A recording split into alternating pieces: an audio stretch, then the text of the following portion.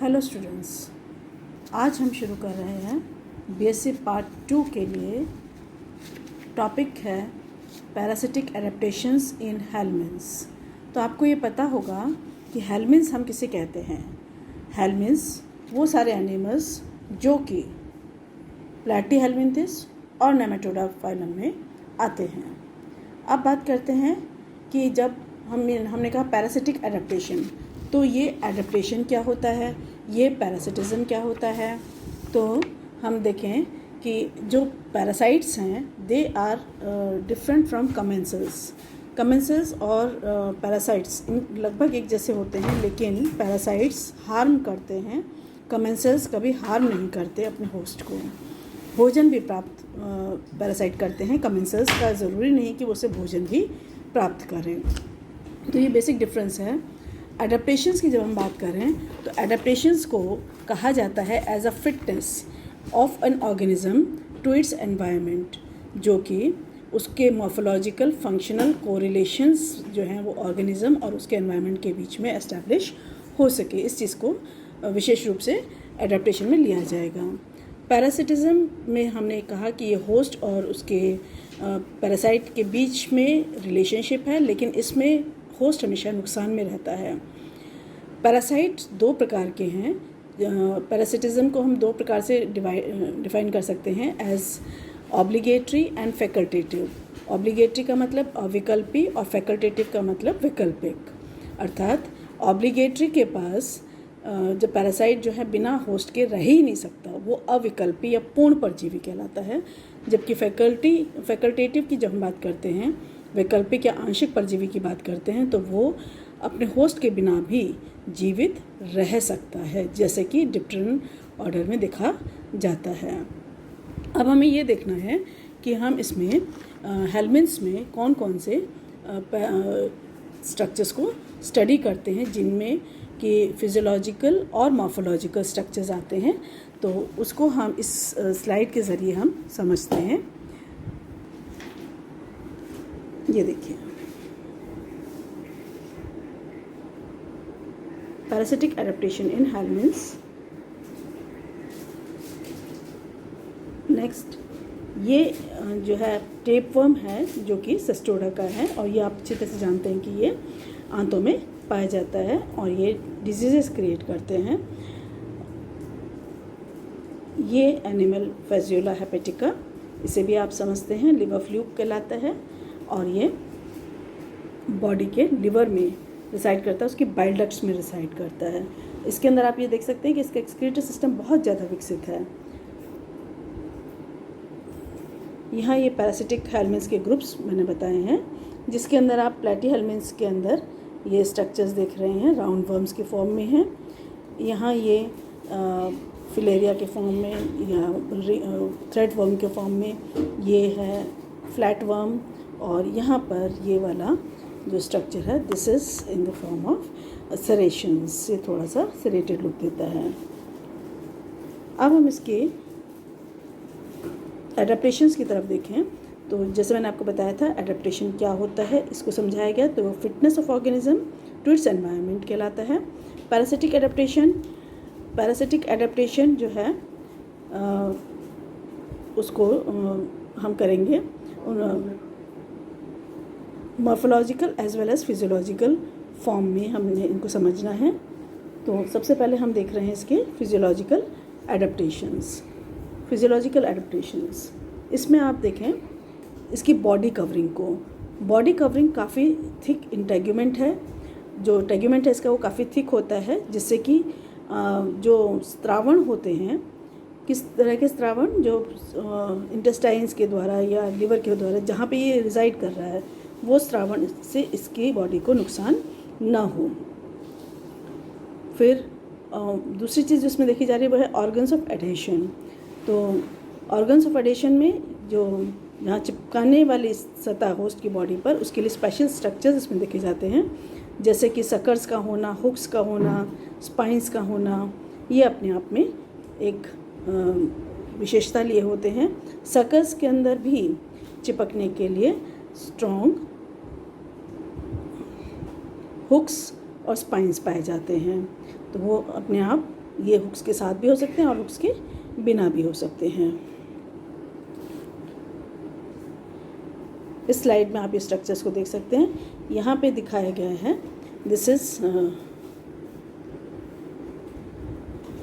इसको जब हम देख रहे हैं तो ये इंटेगुमेंट का भाग है। यहाँ ये सकल्स हम शो कर रहे हैं और ये बड़ा सा जो है ये हो गया टेपवर्म, जिसके अंदर आप देख रहे हैं नीचे की तरफ ये बड़े वाले ग्रेविड खंड हैं प्रोग्लोटिड्स, ऊपर की तरफ इमेच्योर प्रोग्लोटिड्स और ये जो है इमेच्योर न्यू फॉर्म प्रोग्लोटिड्स। इसके अंदर जो स्पेशलिटी पाई जाती है वो ये है कि ये भरे हुए प्रोग्लोटिड्स अंडे से जब भर जाते हैं तो गिरते रहते हैं टूट के, और बॉडी के अंदर इसमें अंडों की संख्या बहुत अधिक पहुंच जाती है। नेक्स्ट ये है ऑर्गन ऑफ लोकोमोशन। अब क्योंकि इस एनिमल को कहीं जाना नहीं है, इसको मूवमेंट की ज़रूरत नहीं है, इसलिए इसके लोकोमोटरी ऑर्गन्स भी विलुप्त हो जाते हैं। पैरासाइट्स अपनी बॉडी होस्ट की बॉडी में ही रह रहा है और इसी तरह से न्यूट्रिशन में इसको कहीं एक्स्ट्रा न्यूट्रिशन की ज़रूरत नहीं है, बना हुआ भोजन इसको प्राप्त हो जाता है। तो ये एलाबोरेट ऑर्गन्स न्यूट्रिशन के इसमें नहीं चाहिए होते, तो नहीं पाए जाते हैं। भोजन पूर्ण रूप से ये प्राप्त कर लेता है। ये मॉर्फोलॉजिकल हो गया। फिर ये देखिए नर्व न्यूरोसेंसरी सिस्टम भी इसको आवश्यकता नहीं है, इसलिए न्यूरोसेंसरी सिस्टम भी वीक हो जाता है और कहीं कहीं पर केवल ये स्ट्रक्चर जो है कुछ गैंग्लिया के फॉर्म में स्ट्रक्चर्स इसके दिखाई देते हैं। न्यूरोसेंसरी सिस्टम, इसके मिरासीडियम लार्वा में जरूर आई स्पॉट्स दिखाई देते हैं जो कि इसका सेंसेशंस का कार्य करते हैं, अदरवाइज इनको ज़रूरत नहीं होती। फ्री लिविंग होता है मिरासीडियम, वहाँ पे आई स्पॉट्स देखे जाते हैं। रिप्रोडक्टिव सिस्टम को जब हम देख रहे हैं तो बेस्ट डेवलप्ड रिप्रोडक्टिव सिस्टम इसमें हेलमिन्स में पाया जाता है, क्योंकि इसको बहुत अधिक एग्स प्रोड्यूस करने होते हैं और एग्स के साथ साथ उनकी वायबिलिटी कितनी बचती है, क्योंकि ये अलग अलग होस्ट में रहते हैं और इसकी वजह से इसकी संख्या धीरे धीरे करते हुए कम होती चली आती है। अब ये हम आ गए फिजियोलॉजिकल एडेप्टेशंस पे। फिजियोलॉजिकल एडेप्टेशंस में प्रोटेक्टिव मैकेनिज्म, जैसे बताया था कि उसकी बॉडी को ज़रूरत है किससे बचने के लिए, एलिमेंट्री कैनाल में पाए जाने वाले एंजाइम्स, जूसेस, इनसे बचने के लिए फिजियोलॉजिकल एडेप्टेशंस इसमें देखे जाते हैं। फिर एनारोबिक रेस्पिरेशन इसका एक फिजियोलॉजिकल एडेप्टेशंस में आता है, क्योंकि इसकी ज़रूरत नहीं है कि ये ऑक्सीजन की सप्लाई इसको मिल पाए, क्योंकि एनिमल की बॉडी में रह रहा है और उस बॉडी के अंदर न तो लिवर में इसको मिल रहा है, न इंटेस्टाइन में जो है ऑक्सीजन की सप्लाई मिलेगी, इसलिए इसकी बॉडी ही इस तरह से अपने आप को अडेप्ट कर लेती है कि वो एनारोबिक कंडीशंस में सर्वाइव कर सके। दूसरे एडेप्टेशंस में ऑस्मो रेगुलेशन है।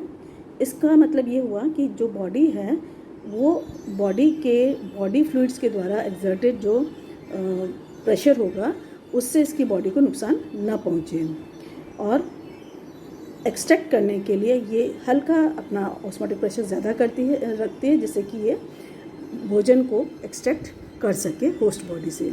हाई फर्टिलिटी, जैसे अभी पहले भी हमने डिस्कस किया, एग प्रोडक्शन इसका बहुत ज़्यादा होता है, दोनों मेल फीमेल ऑर्गन्स उसमें मिल जाते हैं और इसको प्रोडक्शन ऑफ मैच्योर एग्स जो है वो काफ़ी संख्या में होता है, लेकिन वायबिलिटी उसकी काफ़ी कम रह जाती है।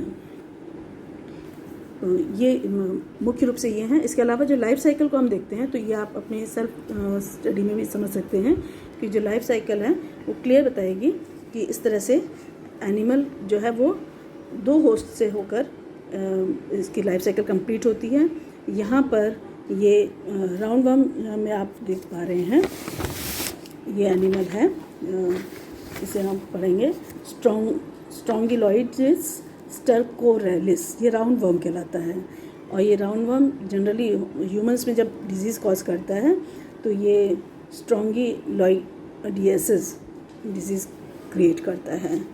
इसी तरह से इसमें आप देख रहे हैं ये कॉमनली पाए जाने वाले टेप वर्म्स हैं, यानी कि ये है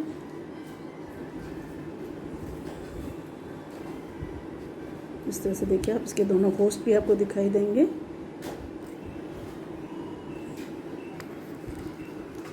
और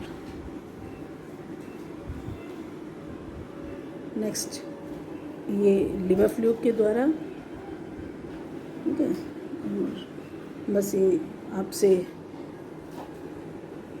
आपको थैंक्स बोलते हुए, और आप अपना ध्यान रखिए, हेलमेट से भी अपने आप को बचाइए, और जो प्रिवेलिंग कोविड-19 चल रहा है उससे भी अपने आप को बचा के रखिए, सुरक्षित रहिए। Thank you.